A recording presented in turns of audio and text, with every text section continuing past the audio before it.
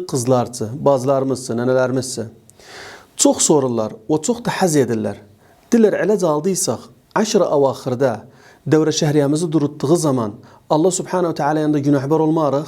Allah Subhanahu ve Teala orucumuzu kabul eder, Kur'an okumağımızı, sadakamızı, kıyam-ı leyli kabul eder bizden. Böyle kabul eder senden bazen.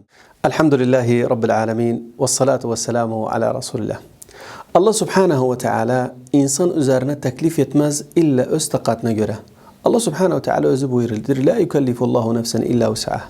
Allah Subhanahu ve Teala buyurur. Men kimsenin teklif etmem illa öz takatına göre. Ama geldiyse, ibadatı çok olduysa Allah Subhanahu ve Teala derecavuzke gider.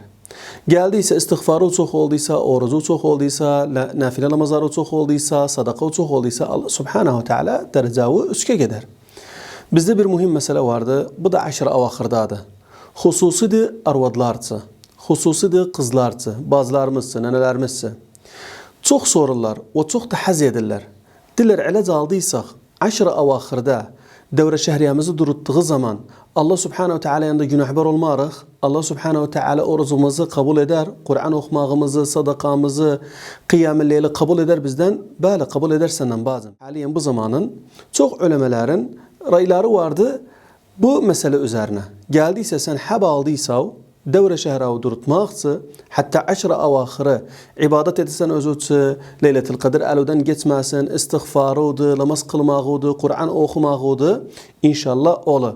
Biz bir şarttan doktordan sorasan, desen doktor, ben geldiyse bu ilacı aldıysam, devre şehriyamı duruttuğu zaman bana tesir etmez, eğer dediyse sana tesir etmez, inşallah Teala al özünü ve bu aşırı avahırda özüçü ibadattan geçirt. Kur'an okumaktan, Leylet Kadir'i ihya ile özüçü sebbaha kadar Kur'an oku, istiğfar ile, dua ile inşallah Teala Allah Subhanahu ve Teala'dan destarıq.